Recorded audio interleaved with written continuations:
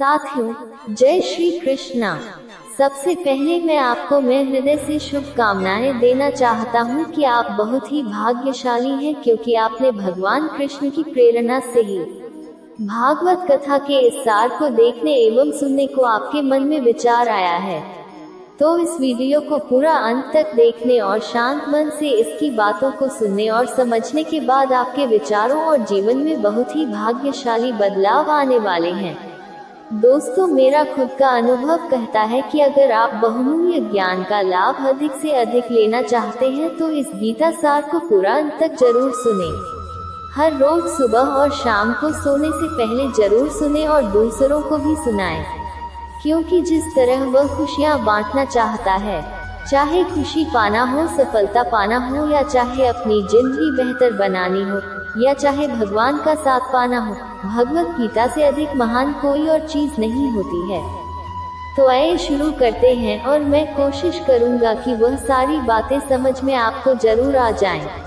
दोस्तों, इस दुनिया में कुछ अच्छा या बुरा बिना किसी कारण के नहीं होता। एक बार की बात है, एक गांव में एक गरीब महिला रहती थी। उसको जब बच्चा हुआ तो वह बिल्कुल स्वस्थ था, लेकिन एक बार किसी घटना की वजह से उस बच्चे के हाथ की एक उंगली कट गई। वह बहुत दुखी हुई कि मेरे बच्चे के साथ यह क्या हो गया, और वह हमेशा भगवान को इस बात से कोसती थी कि पता नहीं भगवान को मेरे से क्या दुश्मनी थी जो मेरे ही बच्चे की उंगली काट दी। समय बीतता गया और एक दिन उस गांव में साधु के वेश में एक मायावी राक्षस आया। वह राक्षस अपनी शक्ति और प्रबल करने के लिए बहुत सारे बच्चों की बलि लेता था। उसने उस बच्चे को देख लिया, लेकिन जैसे ही वह उसकी बलि देने लगा तो उसको अपने गुरु की शक्ति याद आ गई कि जिस भी बच्चे की बलि देनी हो तो उसके सभी अंग सही सलामत हो, और वह राक्षस मजबूर होकर उस बालक को घर वापस भेज दिया। और उसकी माँ ने अपने बालक को सही सलामत देखा तो उसकी माँ को एहसास हुआ कि इस दुनिया में जो भी कुछ होता है, चाहे वह अच्छा हो या बुरा हो रहा है, वह कभी भी किसी वजह के नहीं होता। तो दोस्तों, इससे हमें ये सीख मिलती है कि आप किसी भी हालत में कर्म किए बिना और उसका फल पाए बिना नहीं रह सकते। ऐसा हो ही नहीं सकता कि इस संसार का एक कण एक क्षण के लिए भी बिना कर्म के लिए रह सके। कर्म करना एक हमारे जीवन का अभिन्न अंग है। अगर हम सोते हैं तो हमारा मन नहीं सोता, हम सपने देखते हैं, सांस लेते हैं। हमारे शरीर के करोड़ों सूक्ष्म कण अपना काम करने में लगे रहते हैं। हम कर्म करने से कभी नहीं बच सकते, और भगवान हमें ये भी कहते हैं कि हमें कोई कर्म बंद करके नहीं करना चाहिए, और हम जो भी कार्य करें यह मानकर करें कि करने वाला मैं नहीं हूँ बल्कि करने वाला भगवान है। मैं तो एक कारण मात्र हूँ। ये काम मैं नहीं कर रहा हूँ, बल्कि यह काम मेरे द्वारा हो रहा है, मुझसे कराया जा रहा है। और जब हमारी सोच इस तरह की होगी तो हमें कभी भी कोई दुख नहीं मिलेगा, हमें कभी भी दुख नहीं होगा और घमंड नहीं होगा। दोस्तों, दूसरों का गुलाम रहकर खुश होने के बजाय आजाद होकर खुद के दुखों का सामना किया जाना चाहिए। भले ही आपकी जिंदगी में कितने भी कष्ट क्यों न हो, लेकिन अगर आप आजाद हैं तो आप ही वास्तविक हैं। मनुष्यों को भगवत गीता में गुलामी को मौत से भी बदतर बताता गया है।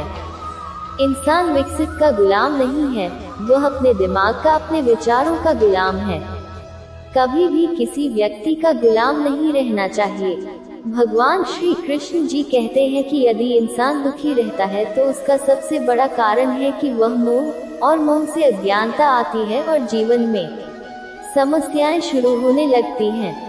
महाभारत में धृतराष्ट्र को दुर्योधन से इतना प्रेम था कि वह अपने पुत्र को गलत काम करने से भी नहीं रोक सके। धृतराष्ट्र को पुत्र मोह की वजह से धर्म अधर्म का ज्ञान ही नहीं रहा, अंत में सब कुछ बर्बाद हो गया। महाभारत में श्री कृष्ण ने अर्जुन से कहा था कि जब ज्ञान की धारा बहती है तो सबसे पहले मोह को नष्ट करती है। मोह को इसलिए नष्ट कर देती है क्योंकि मोह अज्ञान है। यूनान का सम्राट पूरी दुनिया को जीत लेना चाहता था। एक दिन एक नागा साधु ने सिकंदर से कहा कि तू ही पूरी दुनिया जीत लेगा, फिर क्या करेगा, क्योंकि और अब दूसरी दुनिया है ही नहीं। इतना कहकर साधु ने जोर जोर से हंसने लगा। साधु की बात सुनकर सिकंदर निराश हो गया। फिर सिकंदर ने साधु से कहा कि आप मुनि हंसिए मत, ये बात सच ही है, लेकिन मैंने आज तक ये बात सोची ही नहीं थी। सिकंदर ने अभी दुनिया जीती नहीं थी, लेकिन जीतने के विचार से ही वह निराश हो गया था, क्योंकि जीतने के बाद कोई और मोह बचेगा ही नहीं। सिकंदर ने संत से कहा कि आप हंस क्यों रहे हैं। संत ने कहा कि तू पूरी दुनिया जीत लेगा तब भी तुझे निराशा ही मिलेगी, क्योंकि तू दुनिया को जीतने की मोह में बंधा है, जबकि मेरे पास कुछ नहीं है। फिर भी मैं हमेशा खुश रहूंगा, क्योंकि मुझे चीज का मोह नहीं है। मोह की वजह से ही जीवन में दुख आते हैं। मोह घर परिवार से हो सकता है, सफलता से हो सकता है, सुख सुविधा मान सम्मान और इज्जत का मोह हो सकता है। जहाँ मोह रहेगा वहाँ दुख जरूर आएगा। मोह जब सफल होता है तो दुख मिलता है, और जब असफल होता है तो भी दुख ही मिलता है। श्री कृष्ण जी कहते हैं कि जब कोई मोह त्याग देता है तो उसे मेरी कृपा प्राप्त हो जाती है। मोह रहित व्यक्ति परम आनंद प्राप्त करता है, और इसीलिए मोह का त्याग करना चाहिए, और जो हमारे साथ है उसी में खुश रहना चाहिए। ज्यादा पाने का मोह रहेगा तो दुख मिलना तय है। भगवान श्री कृष्ण कहते हैं कि जो हुआ वह अच्छा हुआ, और जो होगा वह भी अच्छा होगा। तुम भूत का पश्चाताप न करो और भविष्य की चिंता मत करो। वर्तमान चल ही रहा है, और तुम्हारा क्या गया जो तुम रोते हो। तुम क्या लाए थे जो तुमने खो दिया, और तुमने क्या पैदा किया था जो अब नष्ट हो गया। न तुम कुछ लेकर आए थे, जो लिया यहीं से लिया, जो दिया यहीं पर दिया। जो लिया इसी भगवान से लिया, जो दिया इसी को दिया। खाली हाथ आए थे और खाली हाथ लौट कर जाना है, और जो आज तुम्हारा है कल किसी और का था, परसों किसी और का होगा।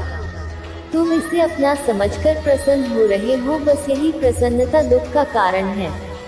किसी भी प्रकार का चिंता करना, मन को अशांति रखना और व्यर्थ के भय को पालते रहने से मृत्यु आसपास मंडराने लगती है। मौत तो सभी को आती है, पर चिंता किस बात की, कोई पहले मरेगा और कोई बाद में। चिंता का मुख्य कारण है मोह। जेल खाना, दवा खाना या पागल खाना वह व्यक्ति जाता है जिसने धर्म सम्मति या संयमित जीवन नहीं जीता है। महाभारत से हमें यही शिक्षा मिलती है कि चिंता मुक्त जीवन जीना सबसे महान दौलत है। दोस्तों, आपको कैसा लगा यह वीडियो कमेंट और लाइक करके जरूर बताएं।